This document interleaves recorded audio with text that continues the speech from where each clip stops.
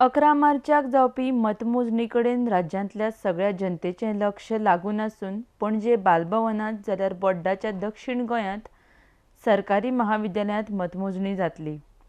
दनपारचे 11 म्हळ्यार विधानसभेचें चित्र स्पश्ट जातलें। 11 मार्चाक जावपी मतमोजणी संदर्भांत राज्याचे मुख्य निवडणूक अधिकारी कुणाल हांणी निवडणूक कार्यालयांत सर्वपक्षीय बसका आपयिल्ली।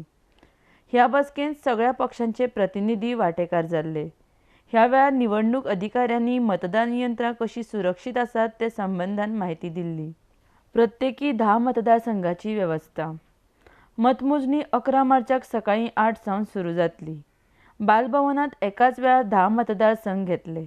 एका सभाघरांत पणजेत 13 टेबल्स तर मडगांवांत 10 टेबल्स आसतलीं। सादारणांत एका मतदारसंघाची मतमोजणीच्यो 3 फेरयो जातल्यो। मडगांवांतय एकाच वेळार 10 मतदारसंघाची मतमोजणी जातली। पणजेत 19 मतदारसंघ तर मडगांवांत 21 मतदारसंघ आशिल्ल्यान मडगांवांत 12 ते 1 मेरेन मतमोजणी पुराय जातली। दनपारां 11 म्हळ्यार निवडणुकांचें चित्र स्पश्ट जातलें।